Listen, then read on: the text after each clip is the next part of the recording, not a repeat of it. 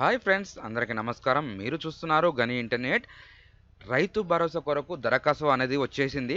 ఈ రైతు భరోసాని ఫామ్ ఎలా ఫిలప్ చేయాలి, ఫిలప్ చేసి ఏ అధికారికి ఇవ్వాలి, ఇప్పుడు కొత్తగా అప్లై చేసుకునే వాళ్ళు చేసుకోవచ్చు. ఆల్రెడీ మళ్ళీ ఇప్పుడు పాస్బుక్ ఉన్న వాళ్ళు ప్రతి ఒక్కరు కూడా ఈ ఫామ్ అనేది ఫిలప్ చేసి ఖచ్చితంగా ఎంత భూమి ఉన్న వాళ్ళు ఫామ్ ఫిలప్ చేయాలి అనే దాని గురించి ఈరోజు ఈ వీడియోలో తెలుసుకుందాం.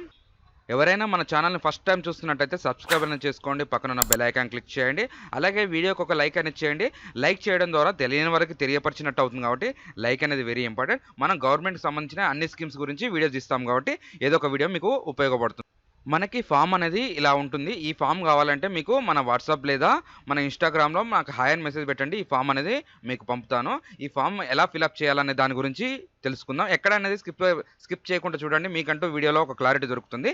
ఇక్కడ కుటుంబ యాజమాని పేరు, నెక్స్ట్ తండ్రి పేరు, మన పాస్బుక్లో ఎలా నేమ్ ఉంటే, తెలంగాణ పాస్బుక్లో ఎలా నేమ్ ఉంటే అలాగే ఇక్కడ రాయాలండి. నెక్స్ట్ చిరునామా, కులం, మీరు ఏం పని చేస్తున్నారు ఇప్పుడు, next Aadhaar card number, mobile number ఇవనేది ఫిలప్ చేయాలి.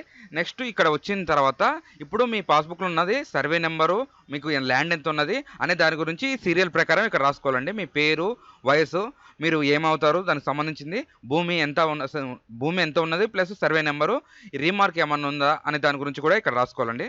మనకి ఇంద్రమిల్ల దరఖాస్తు ఫామ్లో, నెక్స్ట్ రేషన్ కార్డు దరఖాస్తు ఫామ్లో కూడా సేమ్ ఇలాగే మ్యాటర్ వచ్చిందండి.